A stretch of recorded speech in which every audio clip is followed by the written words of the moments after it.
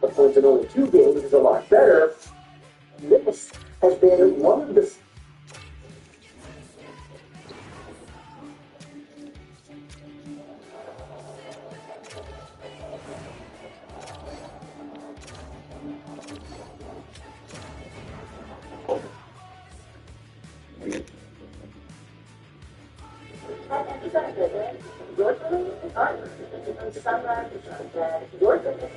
The symptoms of JT Miller hockey the last few years have been score a bunch of goals, score a bunch of points, and still find a way to lose. Now, to be fair, the Rangers are still in the JT Miller era, or in the second JT Miller era, I guess you can say. And Miller is a pretty good guy with the second in his time.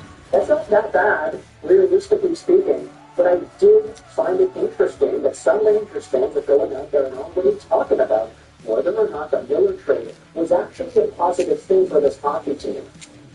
Let's go out there and read some of the extra replies. And I think, this doesn't really tell the whole story. I think one of the bigger aspects of Rangers fans' disappointment from yesterday's game is the fact that they just didn't look all too good.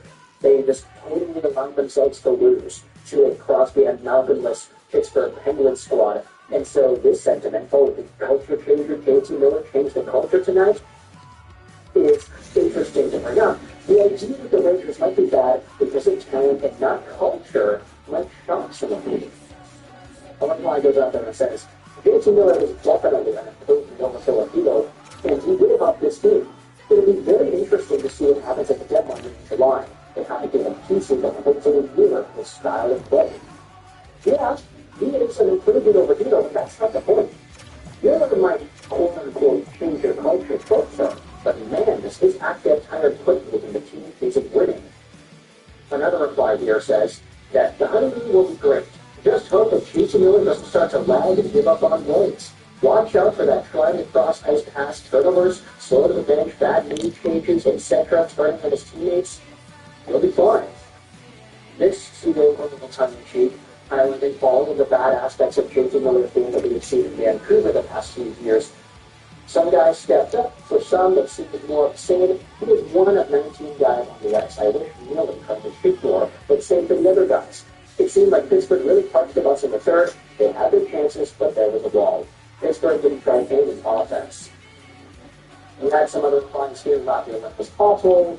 Yes, the last part is about right. Paragraph 2 is right on the money. You described it perfectly. Miller is a good player on a team that's not good, and giving up a first for someone to get early 30s when you are not a good team, not good business. And I wanted to expand on a few of these other thoughts. Rick Carpiniello said the same thing. The Rangers got exactly what they deserved tonight, and if the coach and players aren't absolutely furious, I would say all hope is gone. To expand on this even more, I wanted to go over to the Rangers subreddit because there's a post-game thread from yesterday. Does have some illuminating perspectives as to how Rangers fans are feeling about this situation. This one comment says, "Damn, Valley said he didn't even know JT Miller was playing today until he heard his name in the second period. But this subreddit told me that JT Miller was the answer." A reply says, "Miller is a good hockey player, but he doesn't handle the back locker room too well. He's a ticking time bomb here. I'm both worried that he'll explode and treat the locker room to shreds." Treat the locker room to shreds? Is that the right verb for that? I'm not too sure. Tear the locker room to shreds is what you're trying to say. And I'm curious if that was exactly the reason he was brought here. I hope he goes off on some of these guys. It won't matter. Even if he does, he's outnumbered by Zibanejad, Kreider, and the Fox Corps that couldn't care less. True. Fox is another guy flying under the radar. He's been a ghost all season. And so I did want to bring this argument up too. One of the reasons the Rangers are so involved and interested in JT is because of his intense desire to win. That is like, right? Absolutely not. But that sort of, I don't know, bluntness, that verbal brutality, that seems to have been one of the reasons New York wanted him, because, hey, he's so intense, our locker room is not intense, we need to be more intense, so let's get this guy onto our team who can try to egg on the rest of our players to play better. And I did find it interesting how Rangers fans are already saying, hey, he's a good player, but he doesn't handle the bad locker room too well. He's a ticking time bomb here.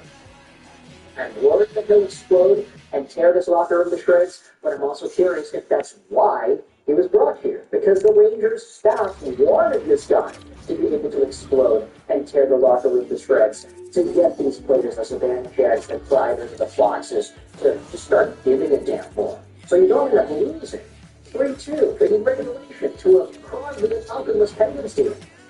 Here are some other comments. Watching JT Miller bust his ass to drive plays and chase pucks and then Panarin float around while Zibby whips up shots is so frustrating.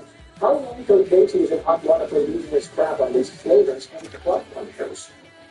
Another reply says, the Rangers have managed to injure the first year under JT Miller era. He's been a real shocking dog. All I'm saying is, Drury brought him to improve the team's fortunes. It's not Miller's fault, but this team has absolutely not gotten better since he arrived. That's because there was no reason to invest more resources into this deeply flawed core, especially not for a veteran star.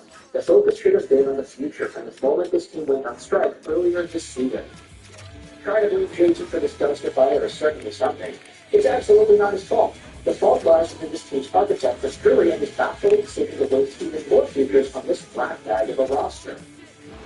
And then finally, we have this. I don't think there is an objective way to blame Miller for this entire situation, only to point out that even with Miller, he has played well, they're still not very good. Which isn't a surprise, to be honest, since their biggest issue was and continues to be poor defense. And Miller doesn't help that at all. So with this in mind, I wanted to bring this entire idea up because it seems like Rangers fans are already starting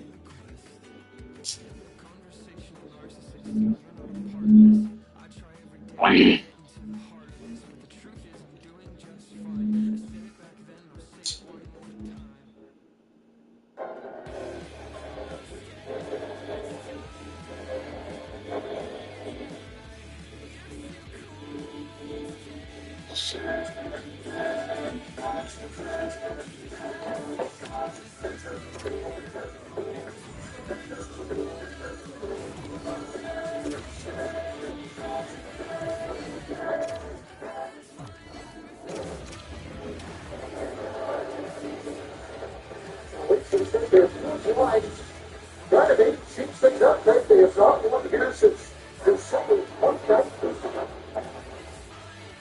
Off the map, the news subscription says it's activated the license. Water gets into the blue bands, in the water, here's all those.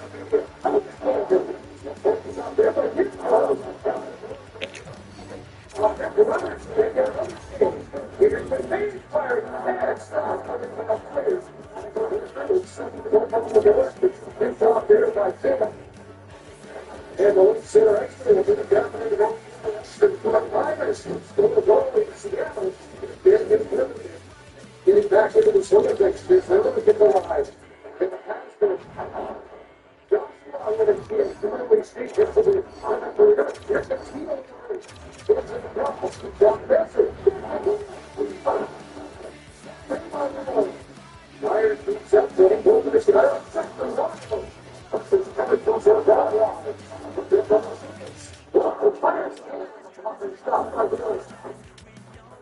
Behind the net, there's Booker. Got by it with Larson. Henderson is alive. It's a back in behind the net. That's skipped over the sky.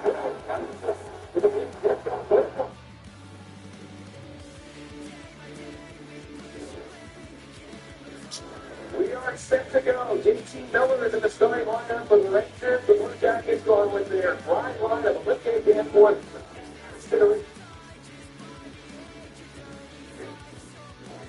Stressed out? Time to refresh your whip with Tread.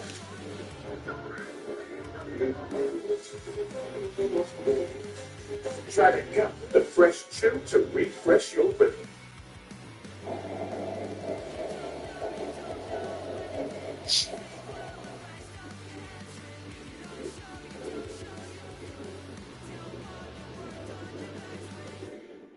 Well, what do we have here? New York Islanders beat reporters going out there and talking about the Western Canadian beat. Interesting. Who has not been played like the top tier superstar. You know him, you maybe love him, it's in the aspect Sergio. And I was actually doing a video about some of the comments that I made about this guy, to address some of the rumors and all the stuff that has been said. Because yesterday on Sportsnet 650, Yannick Hansen called Petey a black hole. There have been rumors going around, really ridiculous and out of nowhere rumors about the Pedersen and Miller feud, of the situation with Miller's leave of absence and everything, just ridiculous things that have been talked about. And so heading into Saturday, February 8th, I was kind of thinking to myself, you know, you might have to make a video just talking about Petey's honest impact and just shutting down a lot of the rumors. Rumor boards are going crazy this time of the year. But instead of talking about the Petey black hole situation and making some sort of an interstellar-based thumbnail with Elias Pettersen's face in the middle of a black hole, we are moving over to the New York Islanders because we have ourselves some updates from Islanders beat reporters as to what the Isles could be looking at here. As always, this show is brought to you by ExpressVPN. Go out there and check out the first link in the description to save some money during the get some free months and support this YouTube channel all in the process. And if we start things out, we're going on to Anthony Lobaka. He's a reporter for the Colorado Avalanche. So don't ask me what he's doing in on this trade discussion here, but he does stuff for Colorado, Carolina, on the hockey news, and he's a co-host of the Big Apple Hockey Podcast. He went out there and tweeted this earlier this morning. As others have said, I can confirm that the New York Islanders are indeed trying to extend Brock Nelson. And of course, they're also trying to acquire a particular Swede that plays in Western Canada. I wonder who. And, okay, Swedes that play in Western Canada. Ooh, Victor Arvidsson. That's a good one, right? Rasmus Anderson. Yeah, Western Canadian guy, a Swede No. I think he's going out there and talking about Nils Hoglander. Oh, get off of my hog, baby. You can't be doing that. Of course, though, no, it's talking about Elias Pettersson. Let's go over to another tweet published by Stefan Rosner. Given what was reported regarding Noah Dobson being shopped by the Islanders in a potential deal for a top-end offensive talent, I reached out to Dobson's agent, Andrew Mahoney, to see if there was anything going on. He had no comment. Yesterday, we had spoken out about the idea of the Isles targeting Pettersson and there being some sort of a reciprocal interest in Noah Dobson from the Vancouver POV. But it turns out we have ourselves yet another update from today beyond the tweets themselves that dive into some extra info. Stefan Rosner published this earlier last month. And I know what you're thinking, last month, what are we doing? This is all old stuff. Nothing to do with this old stuff. But the fact is, some of these ideas are still relevant today. And at the same time, I don't remember if we actually talked about this stuff on the YouTube channel, which, it kind of is talking chorus. We were talking about it on the Vancouver things around January period of this season. Lots of Miller trade talk at that time. But I'll leave a link in the description to this Stefan Rosner piece from a month ago. The Islanders have inquired about Vancouver's Elias Pettersson because some of the quotes from the sources involved are really interesting. Per industry sources closer to the situation in Vancouver, the Islanders are one of many teams that have inquired about Petey. The Islanders have 100% checked in more than once. Pettersson and Horvat are very tight. And included in the body of the piece is a video of Bo Horvat and Elias Pettersson on the bench. It's when they were playing at the All-Star game in 2023. Bo Horvat and Elias Pettersson connect for one last hoorah. And this is honestly kind of sad. It's really sad. Seeing Pettersson so happy with his former captain after getting traded to the Islanders in the Villiers-Latu first-round pick trade. That was all around the time of the All-Star break, so there was still a little bit of a discrepancy with the diversification of the lines and stuff. So you see Bo, even though he's on the Islanders, playing for the Western Conference Pacific team. And in the PD, they staged some nice interactions there. It's really sad to watch this, honestly. But the article then says this: Horvat, who played with Pettersson for the team until he was dealt to the Islanders on January 30th, 2023, served as his captain for 3.5 seasons. Oglavia was Horvat's reaction when the Hockey News asked him if he'd want to play with Pettersson again. He's a special player. He's a really good person. He's a special player that I respect a lot. I've had a lot of good success with him too in the past. But yeah, if I got the chance to play with him again, I would love to. We could use him. And so, with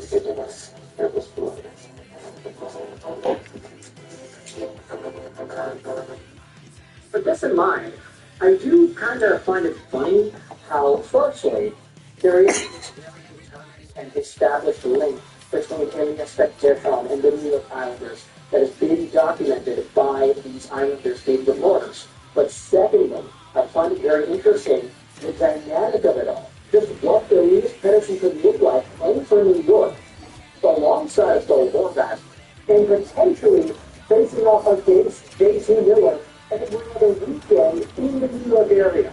Imagine that, the prize fight. We're not going to have to wait for the Four Nations face-off tournament to see Pettersson versus Miller. We can see it every other weekend on Prime TV. That sounds amazing. And rivalries aside, I did find it kind of interesting just to dive into the Canucks and their problems here. Because a few years ago, the situation was, the Canucks are really big down the middle. They've got Pettersson, Miller, and Horvat. And that's one of the best center cores in the NHL. The 1, 2, 3, you can't beat that. And now, 5 years later, we're saying, the Canucks need centers. Elias Pettersson is not playing with the top center. Their defense is good. Don't get me wrong, they traded away J.C. Miller for the pieces that they used to acquire Marcus Pettersson. They've got Elias Pettersson. He's pretty good. Oh, he needs a Hronic. Yeah, guess what? They traded away Horvat to get the pieces to get Hronic. So the D-core is pretty reasonably good now for Vancouver. But up front, they need centers. So it's kind of like a flipped reverse situation from what we had seen a few years ago when the defense was bad and the center flow was really, really good. So I don't know. I just wanted to go out there and give some updates here. Islanders beat reporters yet again reporting that Pettersson is on the crosshairs for this New York Islanders team. Just based off of all the chatter, like I know we had already determined that the front runners, quote unquote, for Buffalo or Columbus, but now with the Islanders heading into the mix, and with the beat reporters talking about it too in their own local media sphere, I do think that we need to give some thought to the Islanders. They have some guys that are pretty good forward. I mean, Matthew Barzal is a local Oakland guy, so getting that kind of a player in Vancouver would be pretty great. Although, could he be a number one center? That's the issue there. Maybe if you try to play your cards right, you get Barzal and are taking a prospect or something. You play Barzal the dresser, and then you trade that taking a prospect for another center, like a Tom Flores or something. Like, top end, absolute top end, you might not be getting the best out of Barzal and Norris in comparison to what you get out of Miller and Pettersson, but if they can just be okay and have the defense do their thing, you call up with Garamaki, you give him a scoring role. If everything is able to fall into place properly, I can see a world where the Canucks are able to succeed with a roster that looks like that. It's just, the odds of that happening, I'd say maybe are like a 1 in 10, 1 in 15. It's not 2 for sure. So, I don't know. Just let me know your thoughts in the comment section below. The Islanders are really getting in on these expensive trade talks, and I want you to let me know your thoughts. What do you think a return could be? Obviously, the ideal situation that we talked about yesterday, Noah Dobson. But at the same time, we did see some pushback from those lines. Hey, do the Canucks need Noah Dobson? They're deep.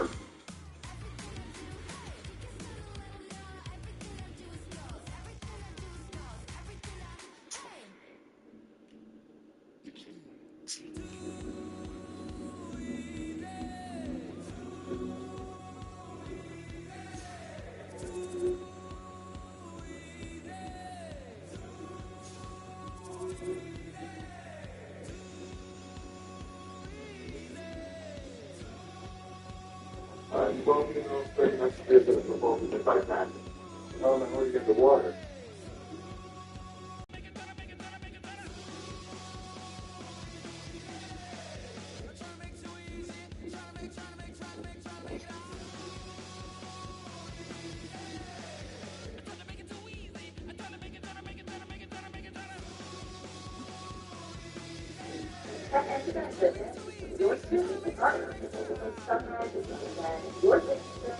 It was giving a last and flying strong.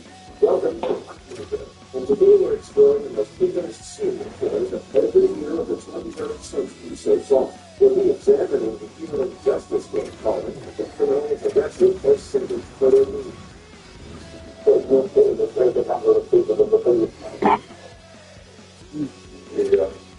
They might have a chance of it. I'll put it there. 2000. Javed sentenced March 16, 2000.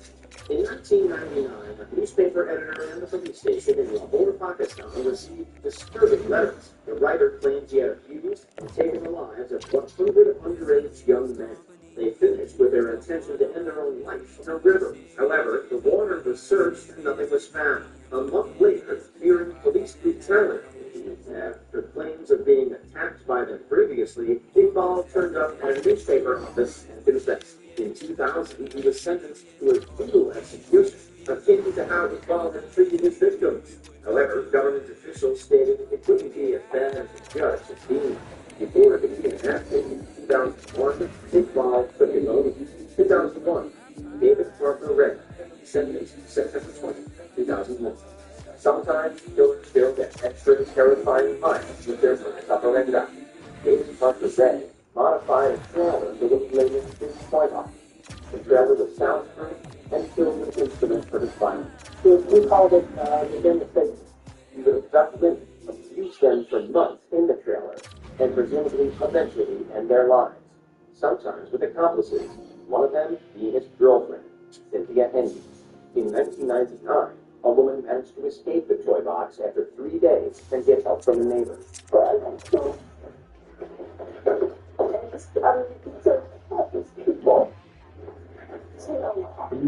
The police immediately arrested Ray and Henry.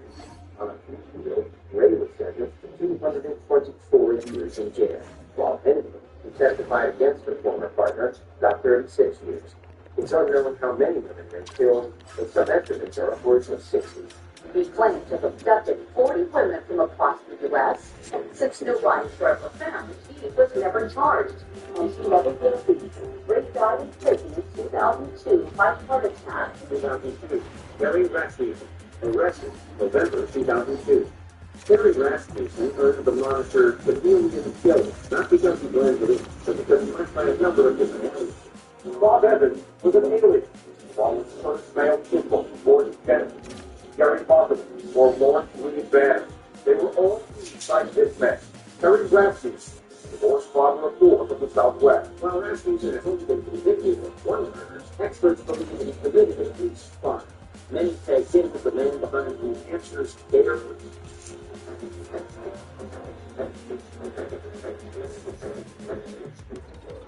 Murders of the late 1970s, which encompassed the death of four girls, including Rasmussen's daughter. His being disappearance facing the earth, I remain on identity. Nine reported to be tried for their deaths. He is also thought to have slain his girlfriend, Denise Logan, in 1981. Finally, he did away with his wife, Denise Logan, in 2002, and it was for this crime he was finally arrested and imprisoned. He died in Time Desert State Prison in 2010. Curtis Kimball. Harvey Gerald, Austin, Austin. Right. Read it out. Well, 2003, Gary Ridgway, December 18, 2003. When it comes to confirmed killings, Gary Ridgway is the second most prolific killer in American history, behind Samuel Ridgway. In Seattle today, a man called the Gritty River Killer has finally confessed to murdering 48 women and journalists. Ridgway's known crimes occurred throughout much of the 80s and 90s, but they may have also stretched into the early 2000s. In that time, Ridgway killed a compelling 49 people, but the true number may stretch past the 90s. He was given a nickname the Gritty River Killer, and some of his early victims were found in Washington's Green River. Ridgway, a suspect for nearly 20 years, was arrested in 2001 after DNA testing matched him to the crime. Like the Golden State Killer, Ridgway was arrested on the help of DNA testing and sentenced to life in prison. As of 2023, he's 74 years old and confined to Washington State Penitentiary. Gary Ridgway will spend the rest of his life In prison. 2004, Lawrence Price, sentenced February 11, 2004. In the wake of September 11, 2001, Price's paranoia spiraled out of control. With a long criminal history and mental health issues, he believed he was being followed and had a tracking device in his hand. In 2003, Price began his spree. Altogether, he took the lives of 4 people as revenge against those who enacted in 2010. However, only one of his victims was of Middle Eastern descent. Price walked into a police station and told them the person called Dog had been responsible. The officers, heavily suspecting Price, met with him the next day, and he confessed to his crimes. In 2004, he was sentenced to 150 years in jail without parole. 2005, Dennis Rader, arrested February 25, 2005. Having named himself K after his modus operandi, for 20 years, Rader was a massive thorn in the side of the police in Kansas. everybody behind him. You treated someone walking and left you with daily. It was heavy. Like the infamous Pastor Rivers, he sent mocking letters to cops and media. But in person, Rivers was nice. He had a loving family, and it was the president of his local church congregation. His first victim was the Otero family in 1974, and his 10th and last victim was Dolores Davis in 1991. Then he dropped off the map. But in 2004, he began swapping them once again. However, he got sloppy in a sloppy ditch, and it disgraced his church. He asked the police why would one time to do a sloppy ditch with more details of the killings that he could do. Identified him. In 2005, Rader pleaded guilty and got 10 consecutive life sentences. 2006, Charles Cohen, sentenced March 2, 2006. This is a frightening serial killer and one of the most prolific in American history. Charles Cohen worked as a nurse in various New Jersey hospitals throughout the 80s, 90s, and early 2000s. He was able to move from hospital to hospital without so much as a bad record. In that time, he killed multiple patients by overdosing them on drugs. His true number of victims is unknown. 29 have been confirmed, but he has personally confessed to killing 40. But even that number may be low. Investigators seem to expect Cullen was responsible for hundreds of deaths. They don't have enough to get him on trial. You just noticed that many patients were dying under Cullen's care, but national storage and members sure that he got fired in the work. He was found arrested in December 2003 and assessed and given 18 life sentences. Plenty of failure.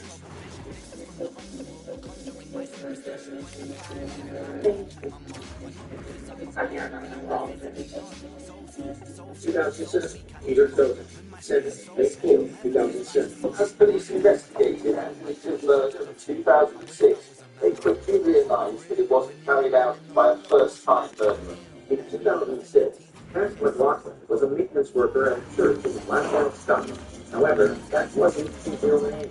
Hogan had used the evidence to hide his criminal history of assaulting the two teenagers and spending 10 years in jail. After Angelica Group's body was found in the church, Hogan's identity was discovered. He was arrested for her murder.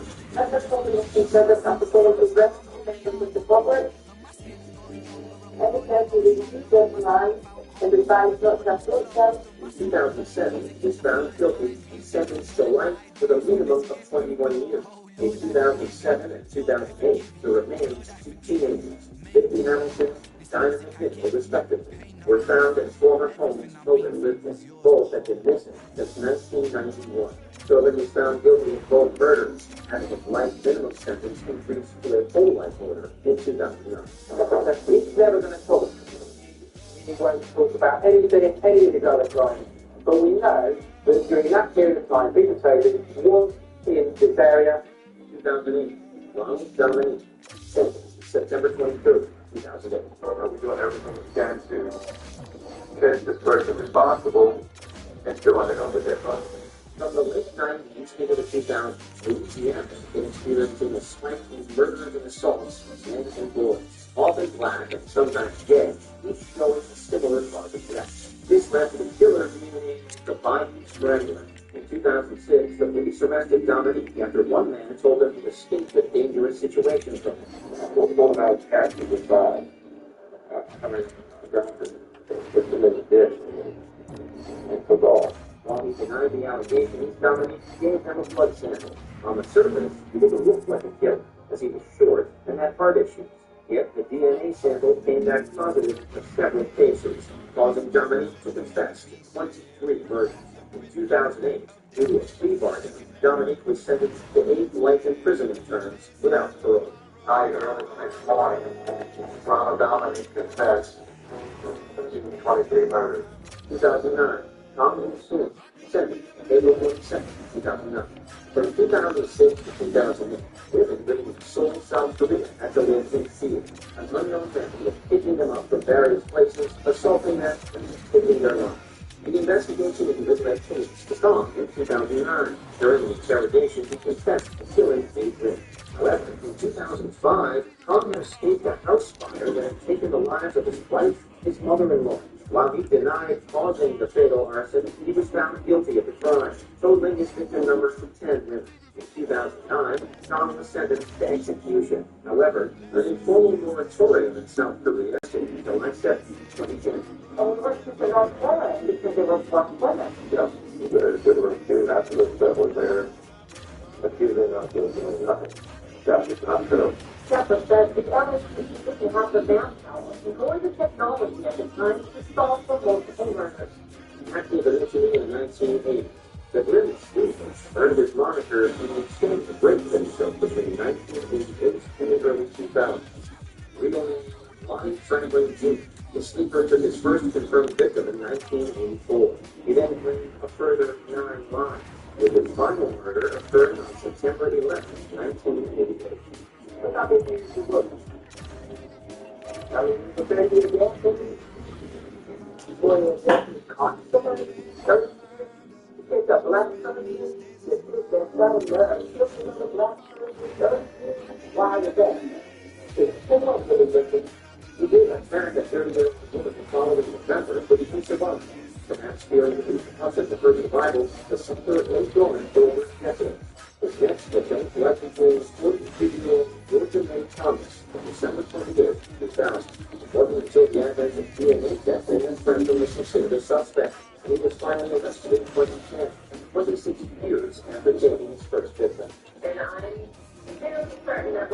Franklin was going to take to the grave all of the information regarding the unprosecuted, unknown victims that we were never able to put together. 2011, Anthony Solo, sentenced August 12, 2011. Ralston's victims complained that their missing persons reports weren't taken seriously by police, even after one victim identified Solo who was released from jail only to kill more women.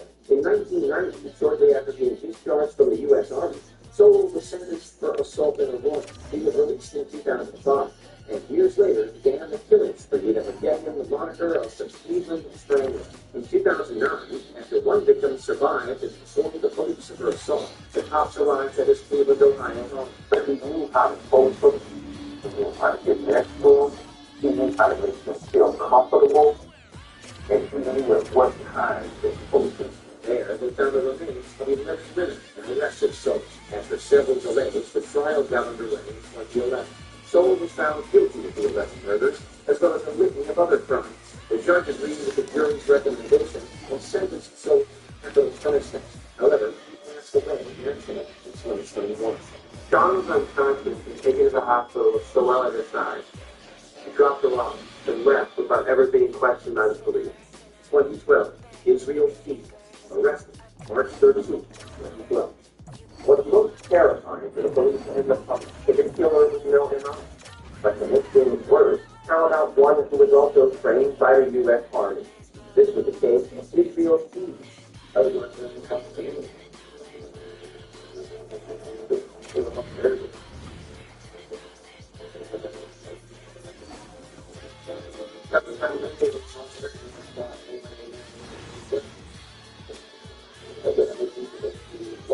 Across the country, Keys had set up kill shifts, which gave him access to equipment wherever he decided to attack someone. After he killed 18-year-old Samantha Coates, the FBI began to track his bank account and make an arrest following the demand for arrest. Police arrested 34-year-old Israel Keys 4,000 miles away in Texas. Once he was in custody, however, it was discovered that Keys was responsible for the murder of multiple victims. We did spend a fair amount of time talking about his crimes and the defensiveness as well, and those things were definitely very similar to when we talked about what he was done. Before he faced trial in 2012, Keith took his own life and taking with information that might have been resolved other crimes. 2013, William Clive Gibson, sentenced November 26, 2013. The Palestinian was killed with having a better multiple kills woman. Why did we get up?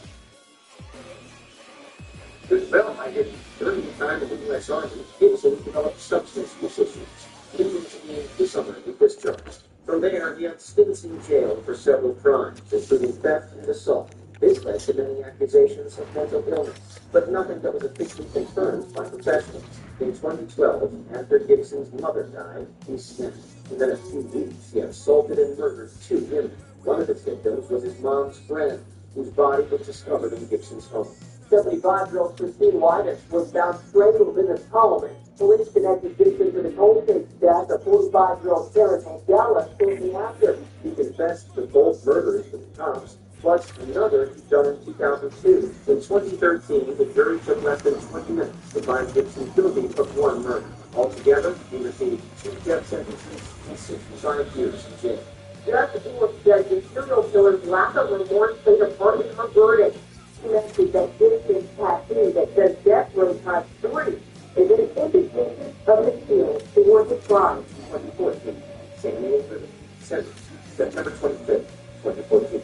In 2019, the FBI confirmed that they'd identified Samuel Little as the most prolific serial killer in U.S. history. After being convicted for slaying 3 people in 2014, the unsettling extent of his crimes began to leak out over the next few years. By 2018, Little had confessed to killing 93 women across the country. But investigators want to hear it all. 79-year-old Samuel Little has confessed to 93 murders. That's more than was committed by Ted Bundy and Jeffrey Dahmer combined. Little provided the FBI with details on many of the cases from 1970 to 2005, and even drew the victims from memory to prove he was telling the truth. Even the phone check stolen by Sonny and stuff. So they were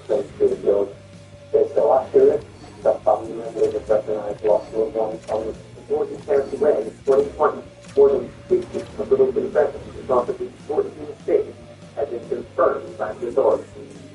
2015, Mikhail Kosov, sentenced January 14, 2015.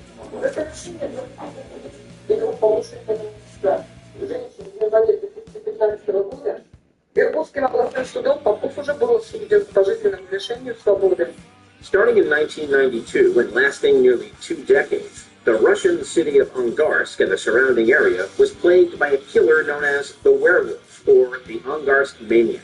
Mainly targeting women, the criminal had taken many lives, including a police officer. During an investigation at one of the crime scenes, there were tracks from a vehicle typically used by cops. In 2012, when current and former officers were DNA tested, Popkov's matched, who was now working as a security guard after leaving the force. In 2015, he was sentenced to life for 22 murders. Over the years since, Popkov has confessed to taking the lives of as many as 86 people, earning him further life sentences and years to his punishment. He offered rides to women, sometimes in his police car while he was off duty. Still, his crime spree first went unnoticed. 2016, Bradley Robert Evans, arrested December 22, 2016. Between 1996 and 1997, 3 women went missing from Claremont, a suburb in Western Australia. 2 were later found dead. The night Sarah Spears vanished from Claremont in January 1996 was the beginning of one of the darkest chapters in WA's history. These circumstances made police suspect a serial killer was responsible, but finding that killer would require one of the largest, most expensive investigations in Australian history. Over the following years, numerous suspects were interrogated, watched, and eventually ruled out. Lance Williams was a prime suspect in the eyes of the police. They were desperate for somebody to look at for these crimes, and he definitely put his head up over the parapet. Then, a study of fibers from the crime scenes revealed 2 important facts: what the murderer had been wearing and what kind of car he drove. Both implicated Bradley Robert Edwards. His DNA also turned out to match samples found under one of the victim's fingernails. The police had caught up with him because really science had caught up with him. It was the DNA that got police to Bradley Robert Edwards' store. It was the DNA that got him into court in 2019 for the trial. Edwards was arrested and charged with murder in 2016 and is currently serving a life sentence in prison. 2017, Todd Polhead, sentenced May 26, 2017. And that's what happens as family member after family member gets up to speed. Todd shows no emotion, even though many in the courtroom are in tears. In 1987, as a teenager, Polhead was sentenced to jail for kidnap and assault. Released in 2001, he later became a realtor. In 2016, Kayla Brown and Charles David Carver vanished from one of Polhead's properties. A couple of months later, she was found chained up in a storage container based at the location. Brown told police that Polhead had murdered Carver, assaulted her, and shown her the graves of other victims. I kind of got to see it from the beginning, and I kind of got to see it as it was coming to an end. The police soon found 2 bodies of a married couple who'd gone missing in 2015. When Polhead was arrested, he confessed to the 3 murders plus the 2003 killings of 4 people in a motorbike shop. In 2017, a plea bargain got him 7 consecutive life sentences without the possibility of parole. He's got multiple murders, shallow grave, a huge mysterious property, a serial killer who has this larger-than-life personality. 2018, Darren Dion Vane, sentenced May 25th, 2018. He preys on individuals that might be less likely to be reported missing. In 2013, former U.S. Marine Van was released from jail after serving 4 years for assault. The next year, the body of Patrick Hardy was discovered in Hammond, Indiana. The investigation led officials to Van. During the interrogation, he confessed to Hardy's murder, but also to many others. They located a body where it wasn't the right one, where it wasn't one of mine. For several years, a reporter and later a coroner had warned police about a possible serial killer in Gary, Indiana, with up to 18 victims, but their concerns were dismissed. Van led police to abandoned houses where he slashed 7 of his victims, mostly in the city of Gary. In 2018, as part of a plea deal, Van was sentenced to 7 concurrent life sentences without parole. Investigators continue to question Van and plan to use cadaver dogs to search abandoned buildings for other possible victims. 2019. Robert Hayes, arrested September 15, 2019. Nicknamed Squeaky and with a friendly reputation, Hayes seemed like a good person. However, behind the scenes, he was anything but. From late 2005 to 2006, the bodies of 3 sex workers were found in Daytona Beach, Florida. Hayes was investigated for being the Daytona Beach killer. However, he was dismissed as the criminal profile called for a white man. We conducted many operations to try to catch him. We knew he had his DNA, so we knew sooner or later he would stub his toe and we were going to get him. 2007, a similar murder happened. Then another in 2016, which matched DNA evidence from the Daytona Beach slaves. The DNA was run from an ancestry genetic database. Recently matched for Hayes. In 2019, he was arrested. In 2022, Hayes was sentenced for the Daytona murders to 3 consecutive life sentences without parole. He's currently awaiting trial for the 2016 murder. Detectives say the DNA had linked Hayes to the 2016 murder. Now the case is connected to at least 3 other murders in Daytona Beach between 2005 and 2006. 2020. Joseph James Yankee, sentenced August 21st, 2020. Police officers are meant to be honorable and find justice for victims, not on the witness instructions like Joseph James D'Angelo. For decades, Joseph James D'Angelo was America's most wanted man. The Golden State Killer. In 1976, began his spree of assaults and burglaries in Sacramento, California. In the space of 3 years, he had committed 50 attacks. By 1978, D'Angelo progressed by slaying Brian State Majority. He morphed into the original Night Stalker and later the Golden State Killer before the crime stopped in 1986. Then, in 2018, the police used genetic genealogy from the DNA found at D'Angelo's crime to trace it back to him. The search takes 48 hours within a day. My dad, the list of potential relatives to the Golden State Killer. In 2030 started in the Golden Slavery, Joe D'Angelo suspended life without parole. 2021. Francois Villa, confession, September 29, 2021. From 1986 to 1992, at least 3 teams were assaulted and murdered in Paris Heights by the same assembly. Nicknamed the top dog and cheated handgun stars, the police were stumped for decades. However, during the investigation and witness statements, they realized the killer was an officer. Armed with DNA from the 1987 murder and modern technology, the cops summoned current and former officers to a test in 2021. Shortly after getting the request, Barreau vanished. He worked as an officer in Paris for years before retiring in 2019, even appearing on a national game show. Barreau took his own life. As well as his DNA matching, he left a letter to his wife that confessed to committing the crimes before stopping in 1997. 2022, Juan David Ortiz, sentenced December 7, 2022. The person arrested partly in killing that left Ford Gang and individuals that expected for the Border Patrol agent. For 10 years, U.S. Navy veteran Ortiz had an impeccable record as a member of the United States Border Patrol in Texas. In 2018, Erica Pena ran to a state trooper and told them she escaped from Ortiz's vehicle. He was soon connected to the murder of 4 women within 2 weeks, all of whom were sex workers. Ortiz ran from the police and the police approached. However, he soon found hiding in a parking lot and was arrested.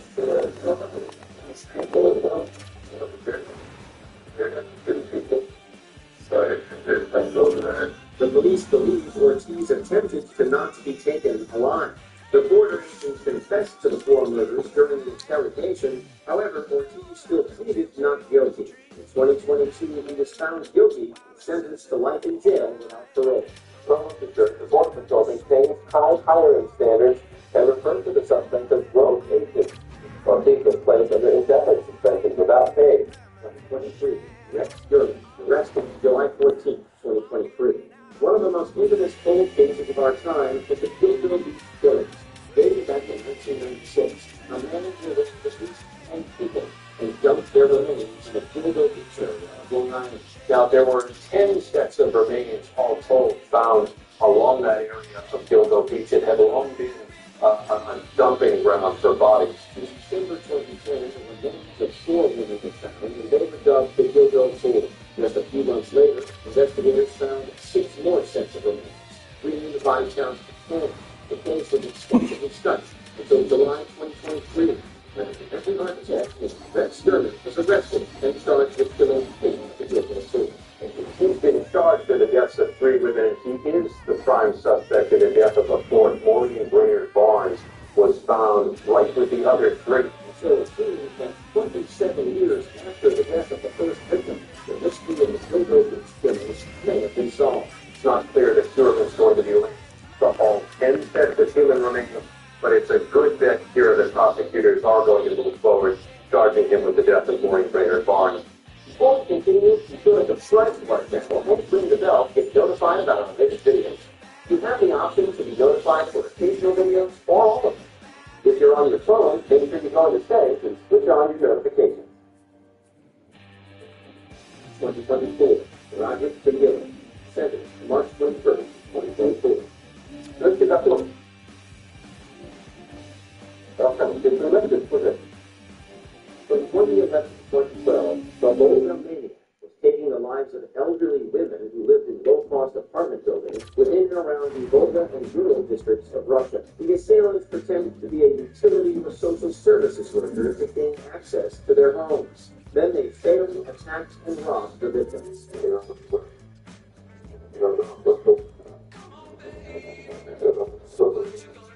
2020, after years of false leads, DNA evidence and fingerprint analysis led the police to Dick Bureau, who had a criminal history of theft. After initially admitting to the crimes, he later withdrew his statement and blamed being under stress during the confession. In 2024, Bureau was found guilty of 31 murders, several attempts, and 34 assaults, earning him life in prison.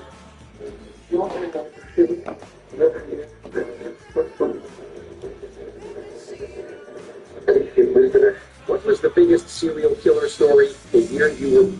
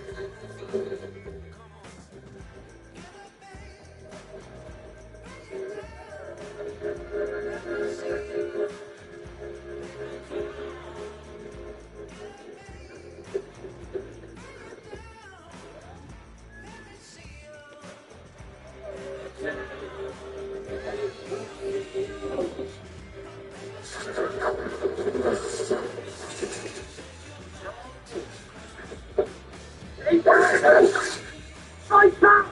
You coward, fight back! No! He belongs to the Dark Lord.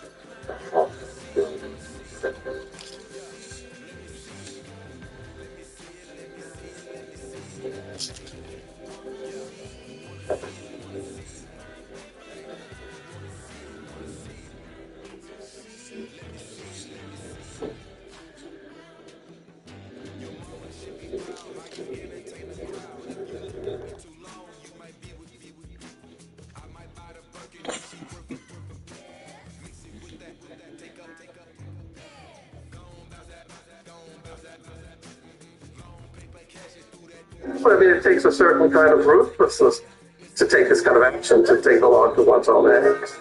Welcome to Watch Mojo, and today we're looking at some of the most insidious people in history whose crimes have been relatively overlooked until now. No one knows for sure what creates a man like Gilles, but there are plenty of possibilities.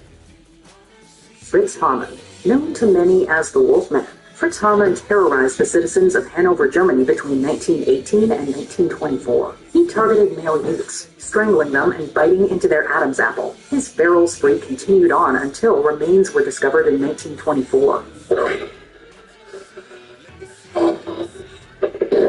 Hamann was found guilty of 24 murders, although the actual number is thought to be higher, and was sentenced to death. While infamous at the time, both he and his dark legacy have been lost to time, although his head was preserved for years at a medical school.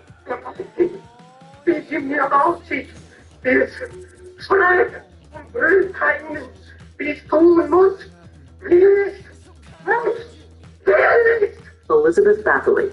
Do you happen to remember her name? The Countess Elizabeth Bathory. But that's my name, you must be joking. Though her guilt is now contested by many, her influence on horror certainly isn't. A noblewoman in 16th and 17th century Hungary, Bathory had a grotesque reputation. For 20 years, beginning in 1590, she allegedly tortured and killed hundreds, supposedly often bathing in their blood to prolong her own youth. In a macabre prologue to the fictitious Count Dracula from nearby Transylvania, the Countess drank her victim's blood. By the time she and her accomplices were caught, over 300 people had come forward claiming to have seen proof of her violence. While she served as an inspiration for writers and artists throughout history, her actual life has taken a back seat to the rumors created about her. However, the accusations surrounding her have been questioned by some historians. She was just carrying out and inflicting these horrendous injuries. Bathory is known as the Bloody Countess, but she isn't the only one who deserves that title. On the surface, Daria Nikolaevna Saltykova appeared to simply be a Russian woman of nobility. However, beneath her luxurious veneer lay something much darker. Throughout her reign in the 1700s, she was behind the torture and deaths of at least 3 serfs. The victims were often beaten to death, and if anyone came forward, they were likely to be punished. Her brutality was allowed to continue until 1762, when Catherine the Great finally had her publicly tried and imprisoned for life. Despite the extent of her crimes, she remains primarily known in Russia, and is essentially unknown to the rest of the world. Young Shinkai, in just 4 years, he became one of the most prolific serial killers of the 21st century, with 67 years. From 1999 to 2003, Young Shinkai traveled across China, leaving a trail of carnage in his wake.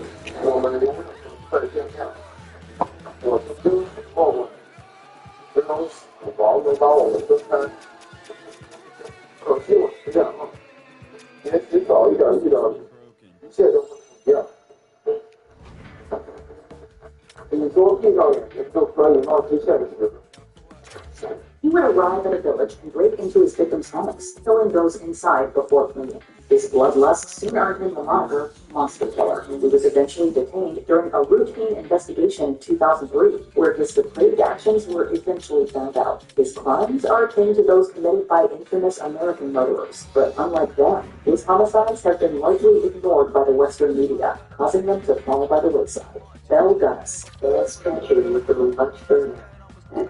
That was ranked among the most gruesome crimes in Indiana's history. Gunnis is credited with killing at least 14 people before dying, or perhaps faking her own death to avoid exposure. After a fire at her farm in 1908, the bodies of her 3 children and also a headless woman who may have been Gunnis were found. However, there were significant physical differences between the woman's body and Gunnis. The aftermath of the fire uncovered a deep rabbit hole of carefully concealed slayings that had taken place across several years. Belle Gunnis allegedly lured men to her LaPorte farm via newspaper ads. They were never heard from again. Many of the victims were her husbands, or men lured to her home as potential husbands. Her likely victims list also includes several infants, proving that her cruelty knew no bounds.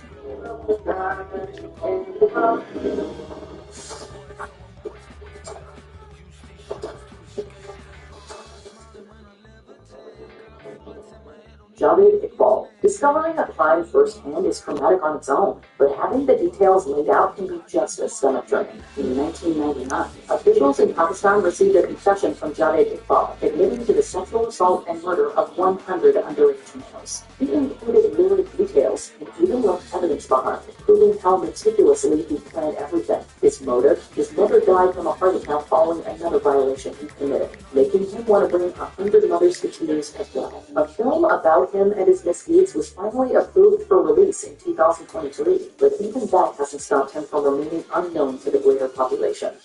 Jules Daudet. He's a terrible crime. Would we classify him as a psychopath today? The FBI and the specialists will say yes. Serial killer, organized psychopath. His association with both the 100 Years' War and Joan of Arc both are not enough to conceal the dark legacy he left behind. Though Jules Daudet left an indelible mark on the battlefield, his truth capitalized within his personal life. Beginning in the 1430s, he began to slip into darker interests, from attempting to summon demons to murder. He was finally able to stand trial in 1440, where he was found guilty of slaying 140 youths before meeting his own death by hanging. Jill could kill kids at will. But it was only when he offended the church that he was investigated, and his hideous crimes uncovered. Daudet service to the French army in no way compensates for his later depraved activities. Those are reinforcements! That is good argument! Very loyal, but very document! Delphine Lalaurie. The only word that comes to mind is a sadist. A sadist derives pleasure from inflicting pain on another individual. You may recognize the name thanks to Kathy Bates' interpretation of her in American Horror Story, but even that only scratched the surface of her wicked atrocities. Following her third marriage in 1825, Delphine Lalaurie began to act on time period, with the law even stepping in to free 9 people from her hold. Despite her open secret, it wasn't until a disastrous fire in 1834 that several battered and enslaved people were discovered. Though elements of her depravity have been showcased, the true extent of her hatred remains unknown.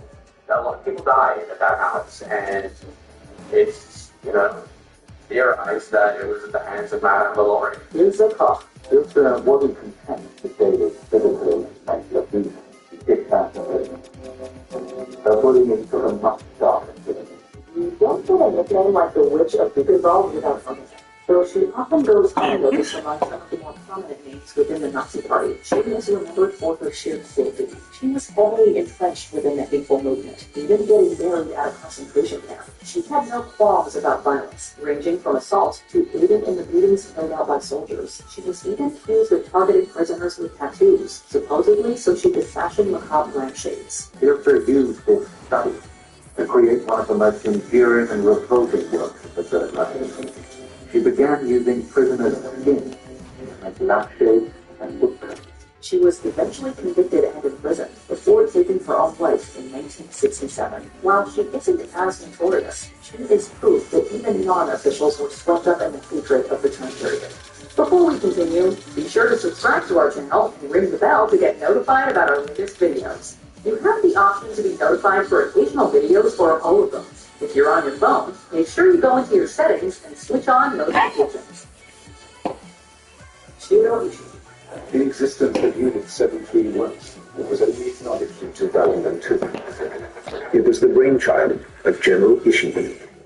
With all of the horrors committed throughout World War II, one of the worst perpetrators managed to evade both legal and cultural consequences. Shiro Ishii was one of the masterminds and main directors of Unit 731, which used human beings as guinea pigs in the development of biological and chemical weapons. 何らかの形の実験的なものにしろ、細菌戦をやったというのは、事実ではないかというふうに私は思っています。His vile experiments, using everything from plagues to sexually transmitted diseases, constitute some of the worst war crimes of the period. Following the end of the war, he and his team were given immunity by the United States in exchange for their research. His lack of punishment has meant that few have heard of his name. To collect accurate data, we're dependent on continuous experimentation. So all the Maruta that we use, not only do they have to be alive, but they have to be fit and in good general condition. Which villainous historical figure are you surprised doesn't get talked about more? Let us know in the comments below. Check out these other clips from WatchMojo, and be sure to subscribe and ring the bell to be notified about our latest videos.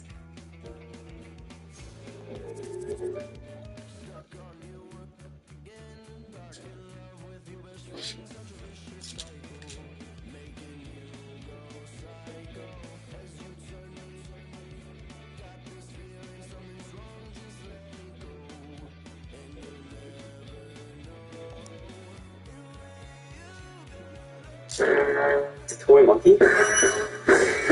It's evil. It's basically the devil. Morning, all. All right, I can say that it's still 13 minutes until it's the afternoon here at the time I'm starting recording this. So I've already pre-recorded 2 videos today. This is technically my 3rd video, and we will be on the road tomorrow morning. So there's 2 games tomorrow that I'll be talking about in the preview. I will not be able to see those as we will be on the road at the time. But we can get into some news of the day at this point. Some kind of interesting news out there. First off, Mark Scheifele's been alerted by Team Canada that he could be an injury replacement. Could it be for Sidney Crosby? That's the question that's out there. Crosby's status at this point is still unknown. And what they're saying is it could be Monday morning before we know who's replacing who. So I will be making videos while I'm in California. I just want to make sure that I can enjoy my day. And basically what I'll be doing down there will be news videos as news breaks.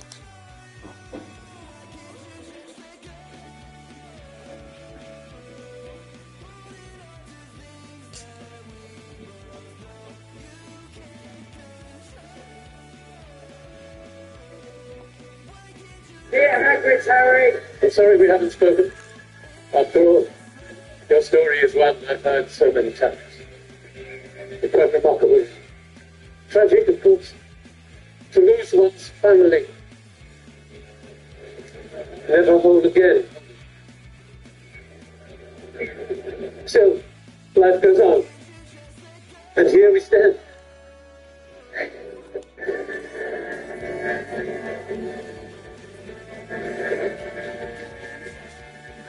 And they say I'm mad.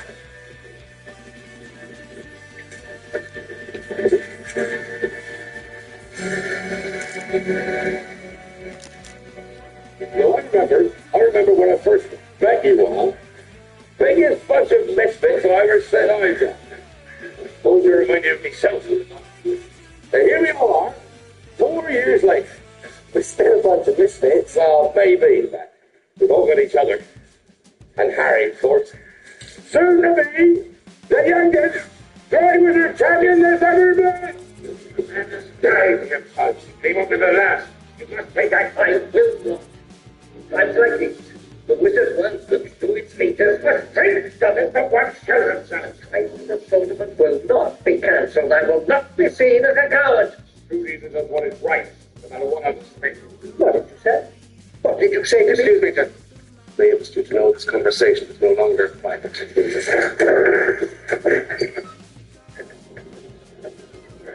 Oh, Harry!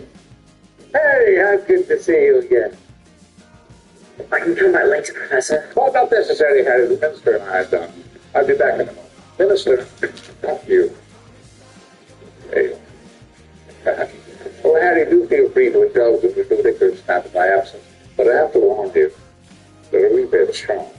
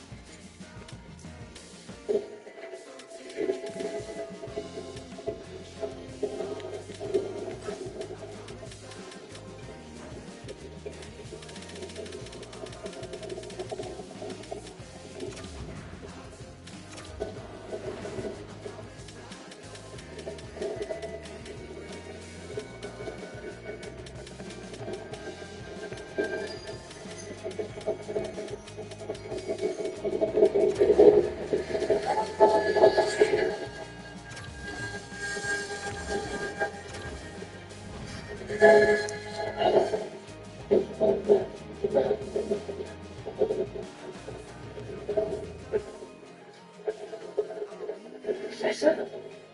Professor?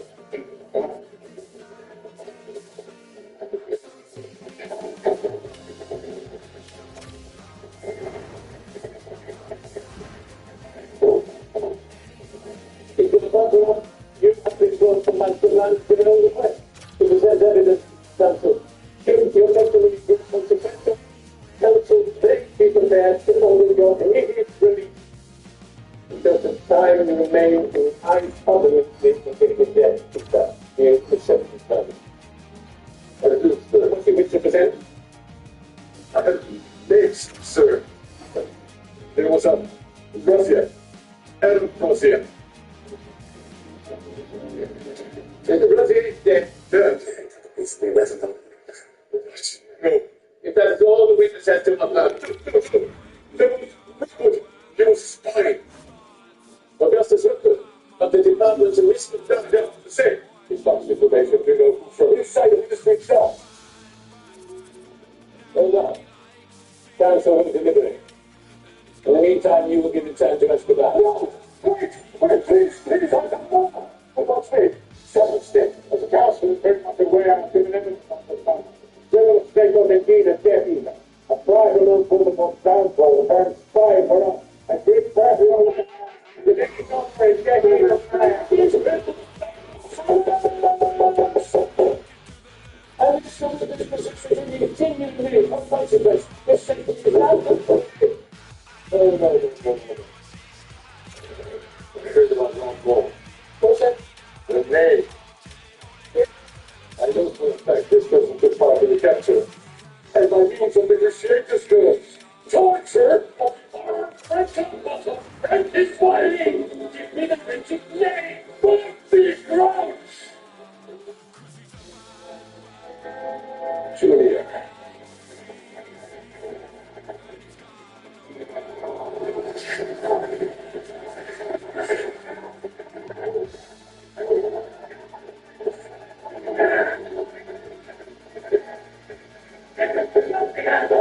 That's a little man. Father. You've been slow enough.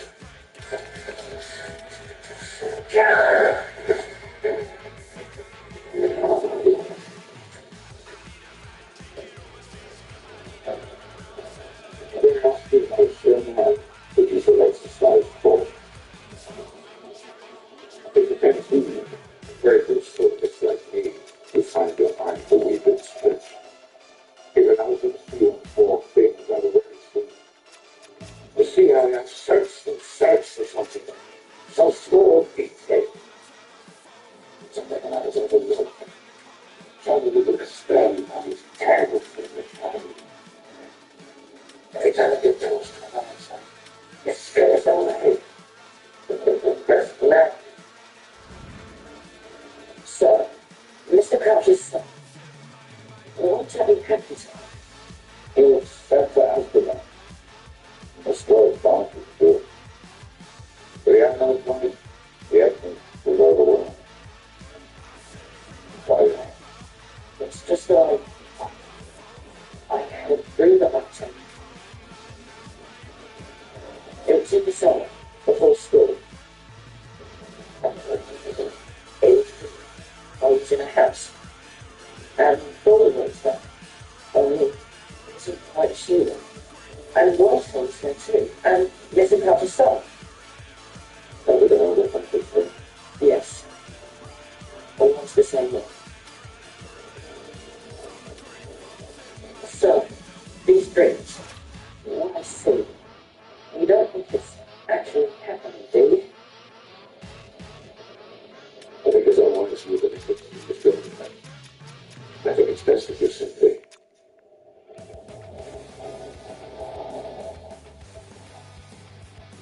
Pass the line.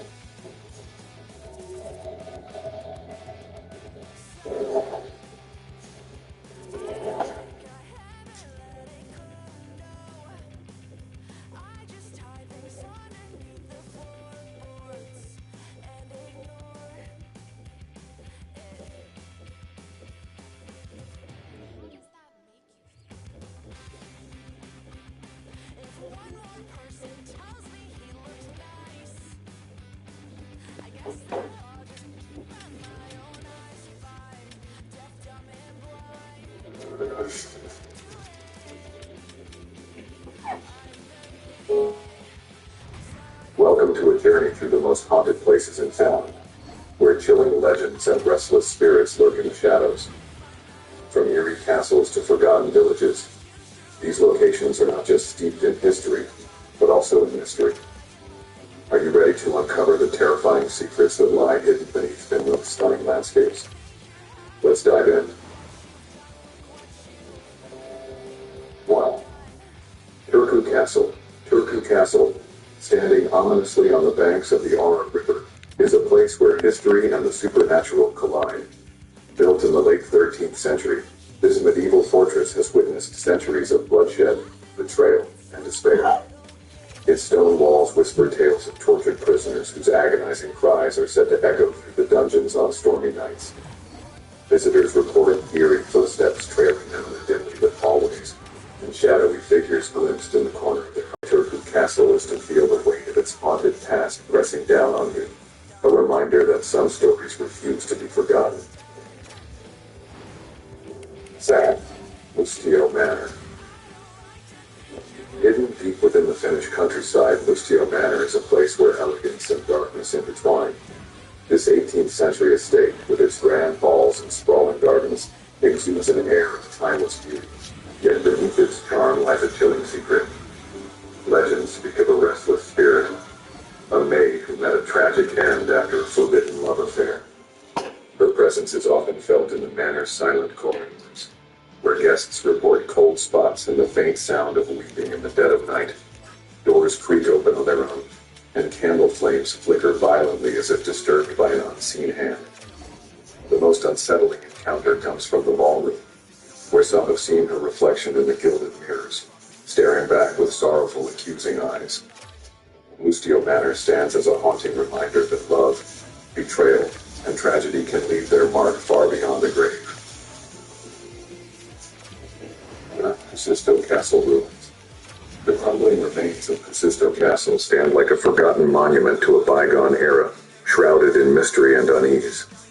Built in the 14th century, this bishop's castle once served as a seat of power, but its walls have witnessed unspeakable horrors. Locals tell of cursed rituals performed in the dark of night and of prisoners who perished in its damp, oppressive dungeons. Today, the ruins are eerily quiet, but visitors claim to hear faint whispers carried by the wind and the sound of chains rattling in the shadows.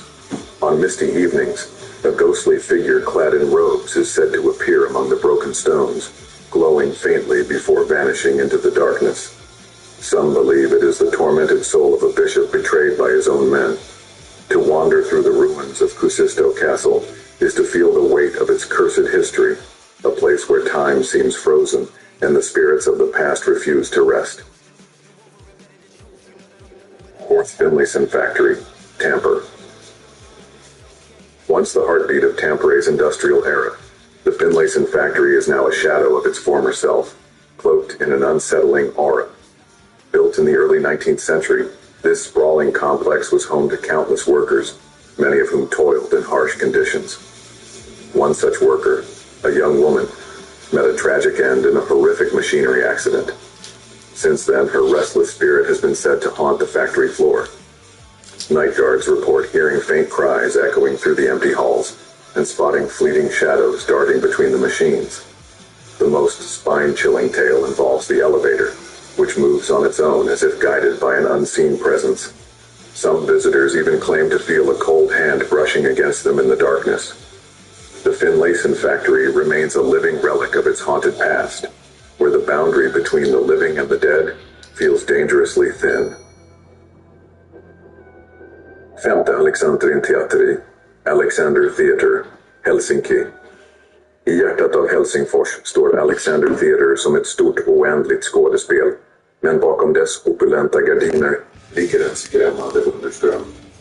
Built in the late 19th century, the theater has long been a hub for performances, yet some claim not all its spectators are from the land of the living. Actors frequently speak of an eerie presence watching from the balcony, even when the seats are empty. A ghostly figure, dressed in old-fashioned attire, has been seen wandering backstage, vanishing into thin air. The sound of phantom applause echoes through the hall, as if from an audience unseen. The The most terrifying encounters happen late at night, when performers alone on stage feel an icy chill and see the faint outline of a man standing in the wings. The Alexander Theater is a masterpiece of art and mystery, a place where the spirits of the past never miss their cue. 6. Suomenlinna Fortress. Suomenlinna Fortress, a sprawling island stronghold in the Helsinki archipelago, is as beautiful as it is foreboding. Built in the 18th century to defend against invaders, its tunnels and barracks have seen centuries of warfare, suffering, and death. Beneath its serene exterior lies a labyrinth of dark passages where the shadows seem to move vulnerable. Visitors often speak of hearing disembodied whispers in the damp, echoing corridors, and feeling an unshakable sense of being watched. Soldiers who perish during sieges are said to still roam the grounds, their restless spirits appearing as flickering lights on foggy nights. The most harrowing tale is of a young officer betrayed and executed by his own men. His ghost reportedly wanders the fortress, his face twisted in eternal anguish. Suomenlinna's haunting beauty draws countless visitors, but for those who linger too long, its dark secrets may come alive. Sightseeing. Nokkakivi Amusement Park. By day, Nokkakivi Amusement Park is a cheerful place with colorful rides and laughter filling the air. But when the sun sets, an eerie transformation takes hold. This small, remote park is rumored to be haunted by the ghost of a child who tragically died in an accident decades ago. Visitors have reported hearing faint giggles and the sound of small footsteps running behind them, only to turn and find no one there. One carousel, in particular, is said to move on its own, its haunting melody playing faintly in the still night. Park staff have spoken of flickering lights and cold drafts in otherwise calm weather. The most unsettling story involves a mirror in the funhouse, where some claim to have seen the reflection of a child standing behind them, though they are completely alone. Nokkakivi is a place where innocence and tragedy intertwine, leaving behind a chilling presence that refuses to fade.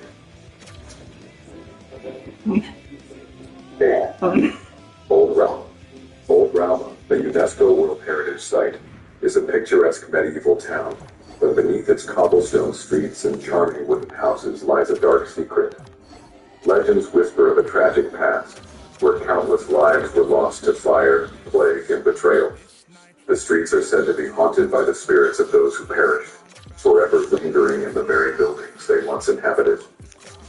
The eerie silence is often broken by the sound of footsteps following you, though no one is in sight. Locals speak of an ancient house in the town's heart, where flickering lights appear in the windows late at night, and shadowy figures move behind the curtains. On certain nights, when the fog rolls in, people have claimed to see ghostly apparitions drifting through the streets, vanishing as quickly as they appeared. Old Rauma's timeless beauty hides a haunting truth. Its past refuses to let go, and the spirits of the dead still walk among the living. 9th. Bodom Lake. Bodom Lake, nestled in the forests of southern Finland, is known for its dark and chilling history.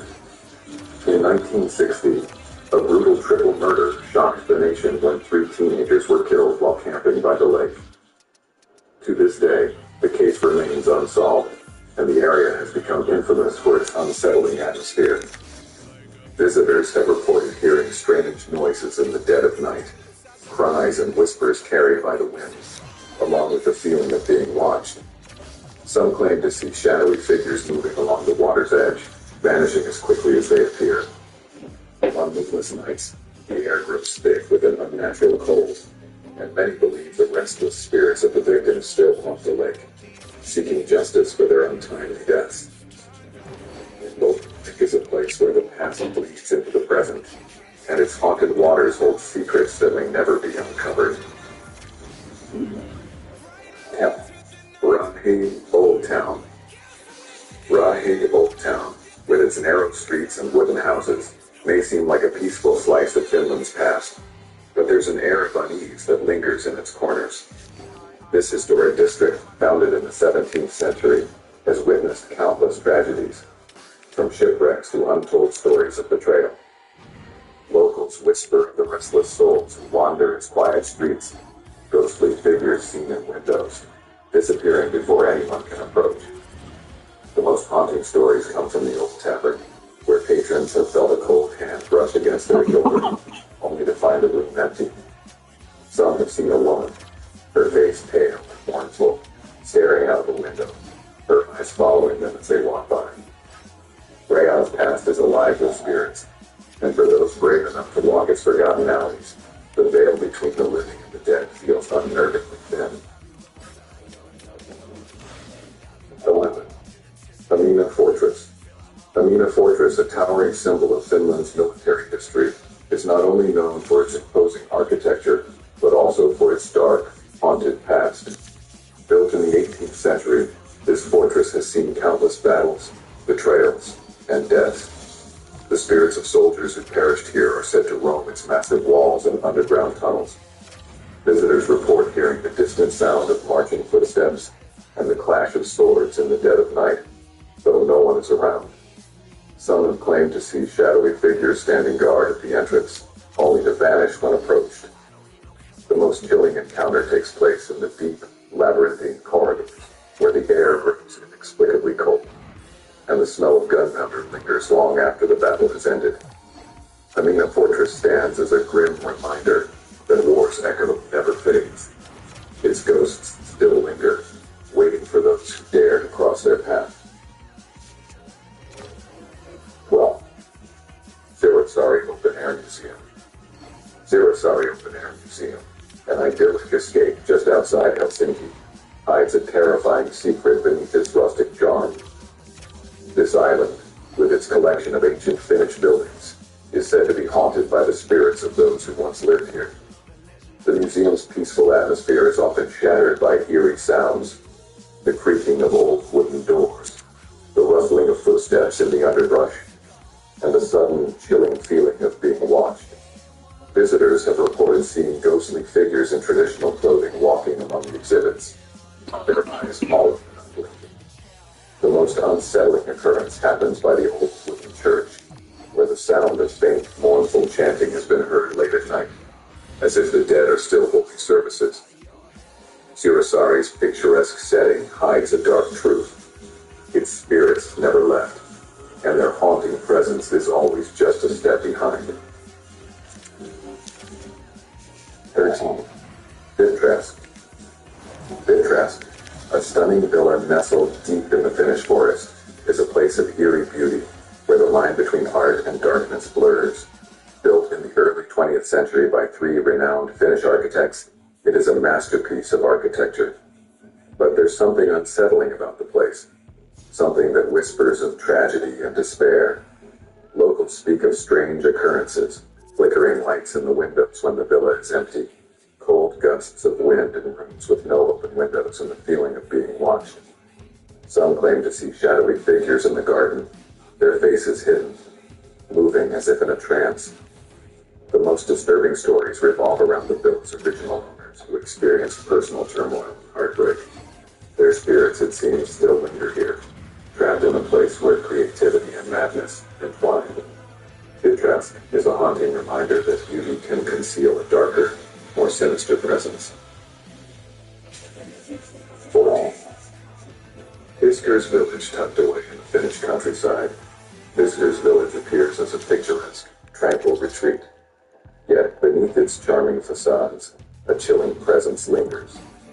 This once thriving ironworks village, founded in the 17th century, carries with it the weight of centuries of hardship, labor, and death. Locals tell tales of eerie encounters, strange sounds drifting through the air at night, like the faint clang of metal being struck, though no one is around. In the old mill where many workers perished, visitors report sudden drops in temperature and the feeling of unseen hands brushing against their skin. Some say they've seen shadowy figures moving behind the windows of the abandoned homes, their eyes hollow and searching. Fisker's Village, with its peaceful veneer, is a place where the spirits of the past are never far, always waiting, always watching. 15. Poland Islands. The Åland Islands, a remote archipelago off the coast of Finland, are a place of stunning natural beauty. But beneath the waves and among the windswept shores, something far darker stirs. The islands have long been the sound of chains dragging across the rocks.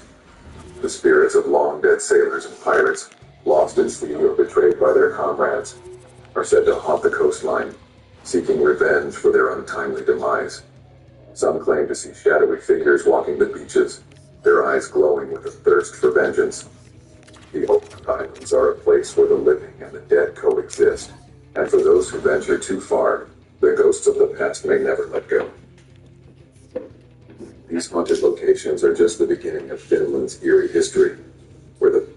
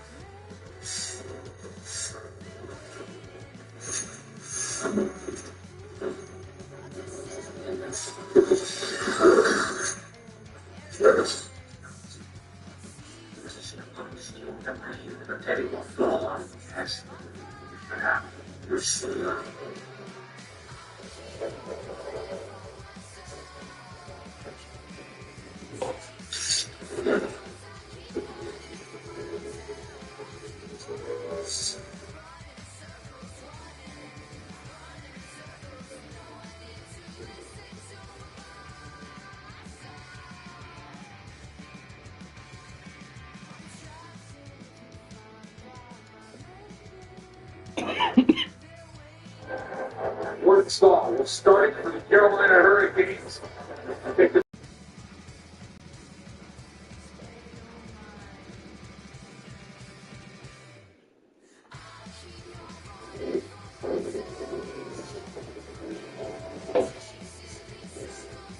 You know, I just couldn't get that imagery out of my mind.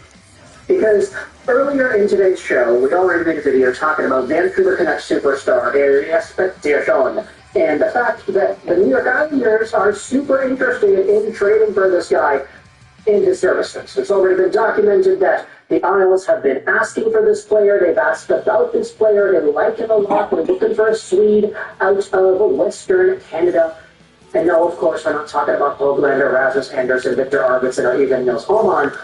It's Elias Pettersson.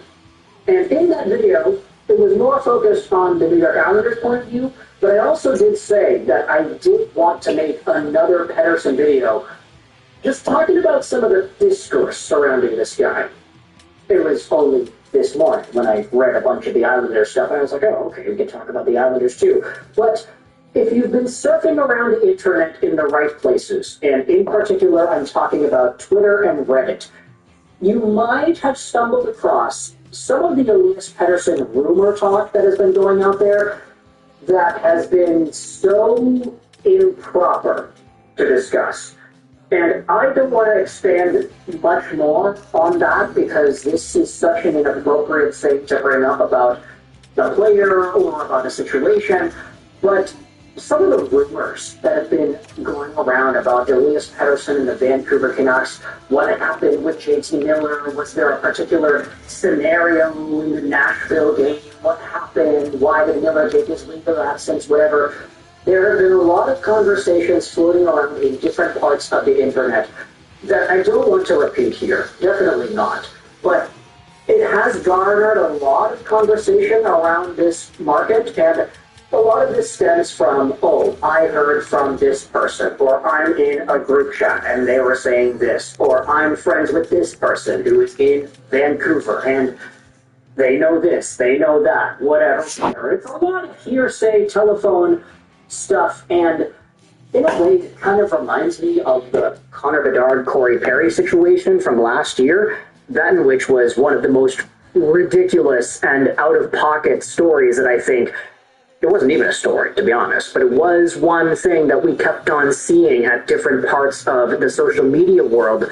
But for Elias Pettersson and the Vancouver Canucks, I mean, it's unfair, I think, to fully dive into some of the stuff that's been talked about with this guy. And ultimately, we do know that there was an issue or two or three, or maybe even way more than that, with Pettersson and JT Miller. But now, we're in the post-Miller days. Elias Pettersson is the best forward on this team, and he should be the best forward on this team. He should be that every single game, but quite frankly, he has not been that in any of the games so far after JT Miller. There's always been that question, hey, if Pettersson gets what he wants, if Miller gets traded, he's off the team, is Pettersson going to start doing very well again? What does it say about his game if he does? And then there's the opposing argument, what does it say about his game if he doesn't? What does it say about Elias Pettersson if he's only able to...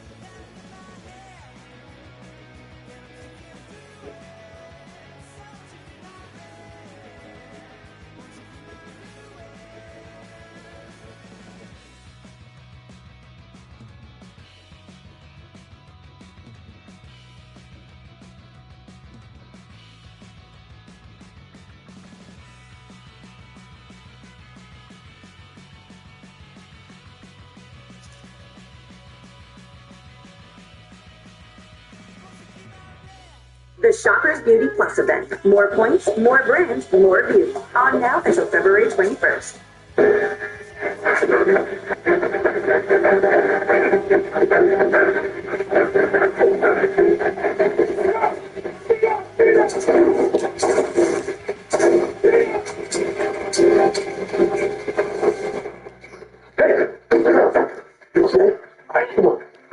You gotta get out of here.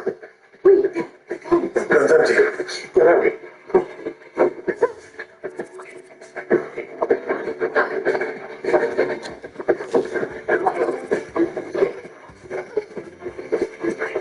That's okay. How did you find us here, Dad?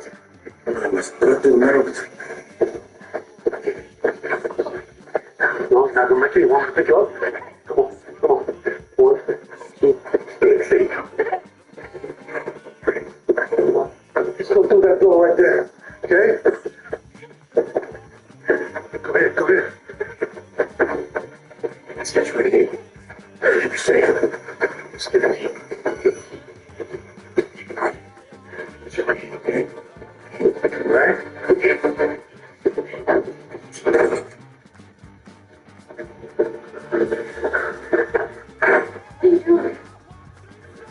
He's not going to stop. You guys are going to stay here. What are you talking about?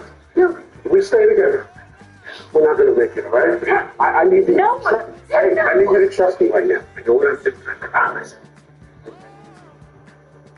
Yes. Okay? Okay?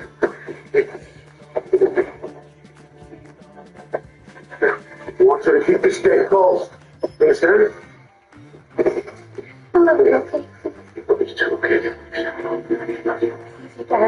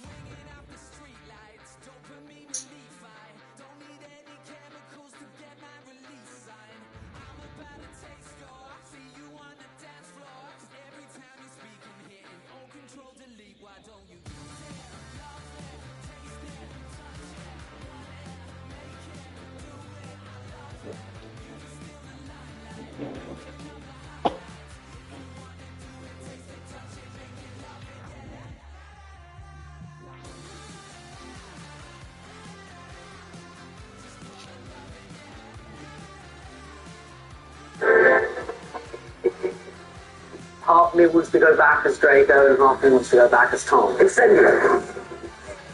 As much as I'm absolutely devoted to Slytherin and Draco's legacy, I also kind of want to create my own one, so we'll see.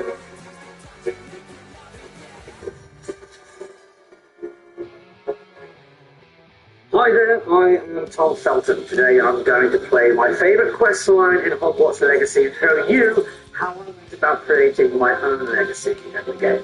Now that Hogwarts Legacy is available on PlayStation 4 and Xbox One, if you're a new student, look, let me introduce you to my newest favourite Slytherin, Sebastian Sallow.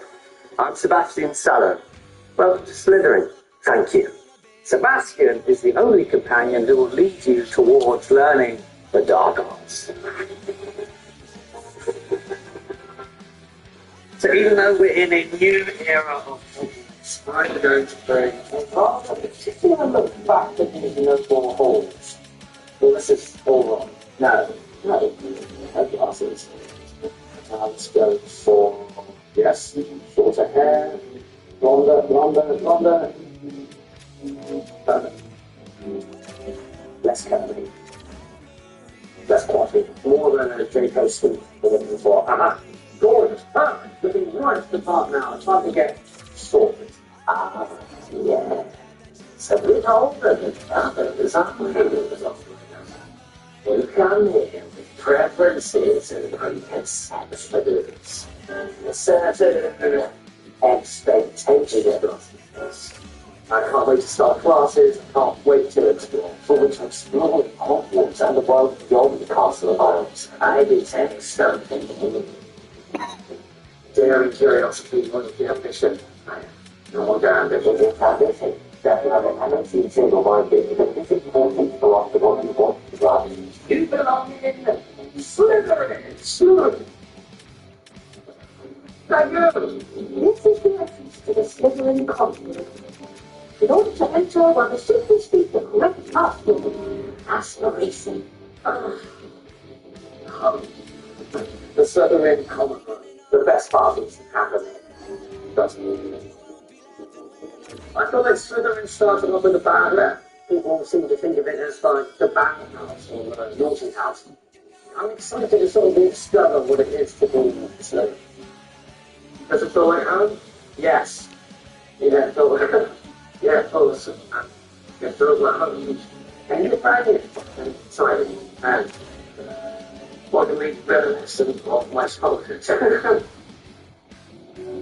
Hogwarts at Leamston always had the other side of the wall. So the Great Hall, for example, on the other side of it is Scannery and Fiberglass. This is completely immersive, 360. It just seems to have I've been able to create so much more of the world that we didn't get a chance to do in the films. So although it seems very familiar, it also seems like brand new.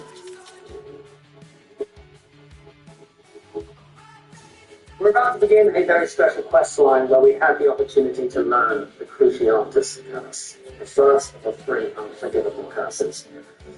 My allegiance is with my character. I would want to learn all the dark arts, but Tom not so much. I'm not sure. I don't know. I'm learning as I go. Wish me luck. Hello, Ominous. What have you and Sebastian been up to now? Sebastian simply wanted me to have a safe place to practice some spells. I suppose that makes sense. Just Sebastian's been pestering me lately about something that I'm frustrated with. Don't tell me you still don't know about. What was it? A script order? Yes, well, man who seems to think it contains the art of saving him. I only know about it because of my favourite aunt, Noctua. She even found the secret entrance into these very corridors. Which curious? Yes, I'm curious. Aunt Noctua went down this path with good intentions and lost her life. You aren't pursue this alone. I think all three sibling characters, we all share a similar sense of loyalty and family and wanting to do the right thing, even if it's difficult to do. We're all conflicted, but very loyal. Indeed, that's good for you.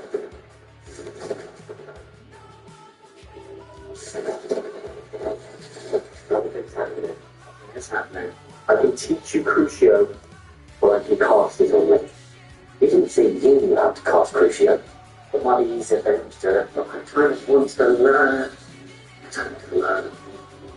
Crucio, that's what I want to learn. I want to learn the curse, but I won't cast it on you. I shan't forget this. Oh, crikey. Is he gonna... ready? Let's go. I'm ready. Oh, God, this one is on.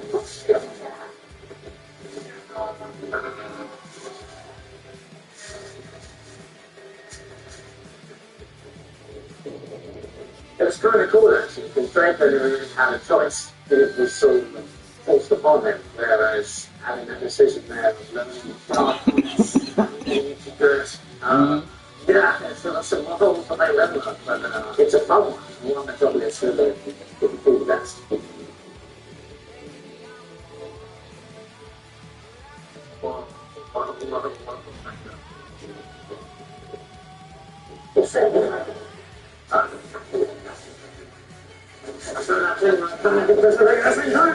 Oh my days! Okay. Before we try no further, I just realised something. The student's diary mentions the Imperious curse. If you'd like to learn Imperial, I can teach you. The fun not to learn anything from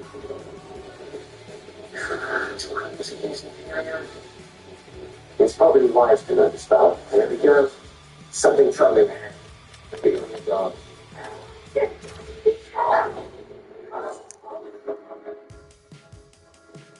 Here's my troubling. No!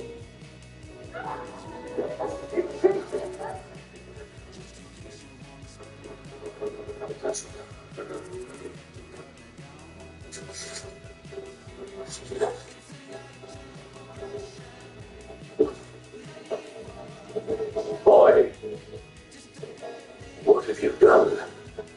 Your father would be ashamed. The captain's gone too far. What did I expect you to do? The Imperious curse saved Anne's life. That goblin was going to kill her. You did the right thing. You did what you had to do. If I have to keep proving that to my uncle, I will. Probably best if I get away from it for a while. Yes, it is. I'll head back to Hogwarts. I think Sebastian was in his right to use the Imperial curse. I mean, I guess everyone has to make their own decision, really. But that's what I'm thinking. At this point, Sebastian is all in on the dark arts. He's experienced firsthand how brutally effective they were when it came to protecting his sister. Now there's only one unforgivable curse left to learn. I've got a bad feeling about this. It's very hard. It's very hard. He's getting the grip so that no one toot my own wand, but... No! It's not too soon! I won't be alive. Sebastian, I told you, the relic is the answer. I've been trying to reverse the dark magic that ended Anne, but this will allow us to control it. You have the smell. God! Thank you.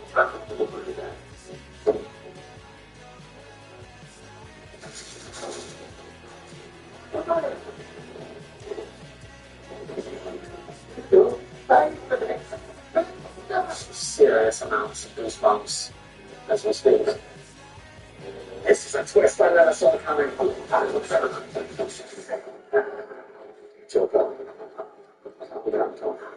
Nice.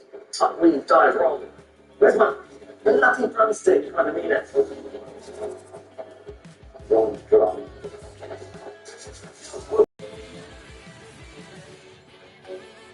Now, I'm not going to give away the whole ending experience last.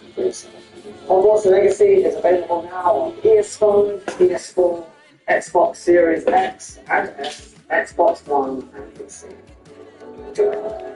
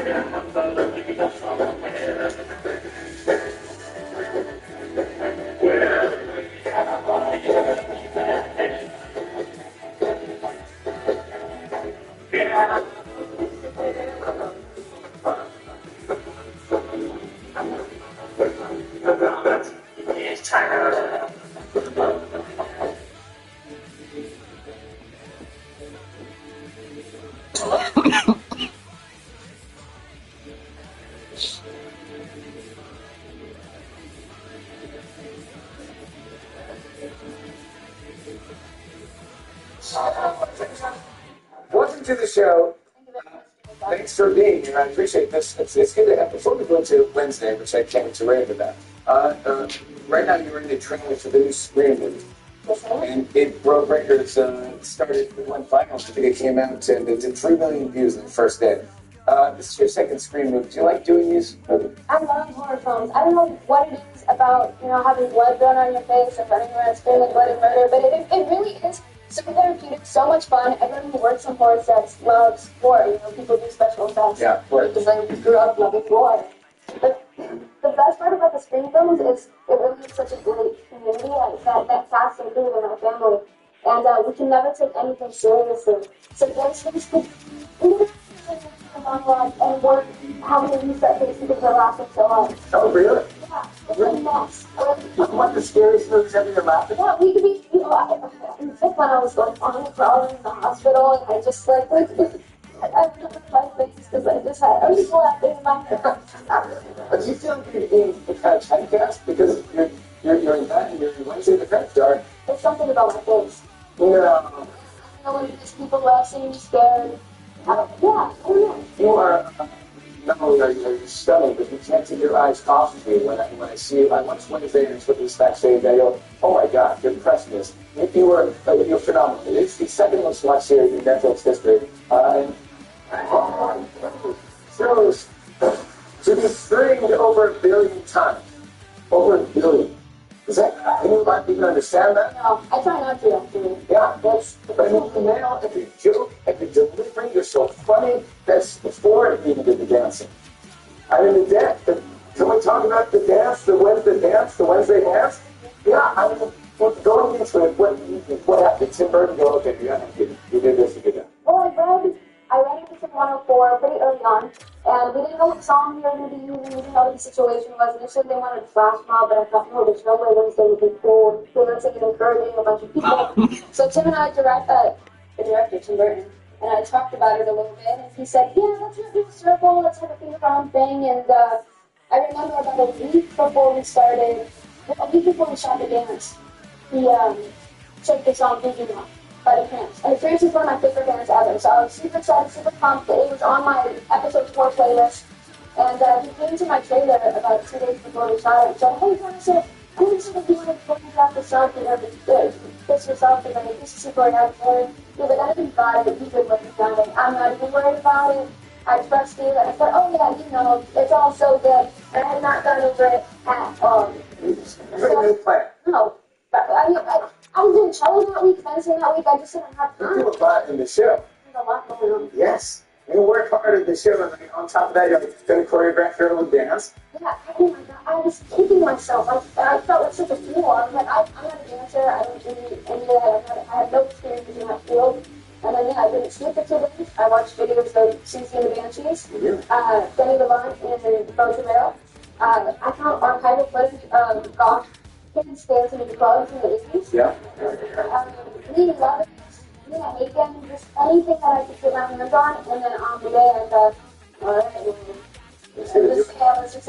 did you just go super long? Did you do it like a 20-minute dance, or did it just be step by step? This is exactly what you planned.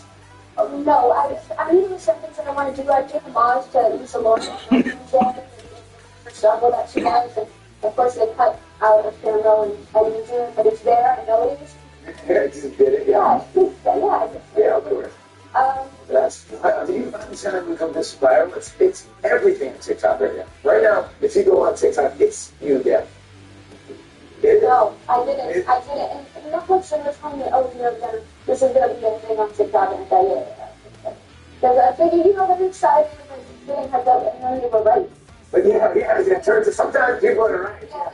You mesmerize, you dazzling to look at. I just go, oh my God, you're doing that, and you're just doing the Wednesday stare, and you're kind of doing that, and it's kind of, you make it cool.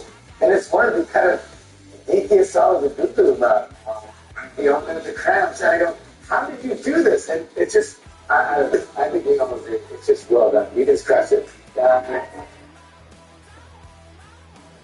Jen Ortega, I want to see a clip. Here's Jen Ortega in Wednesday. Take a look at this. When it feels first blood.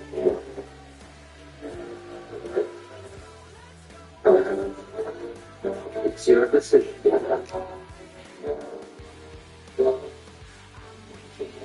Let's see if you read them black and white.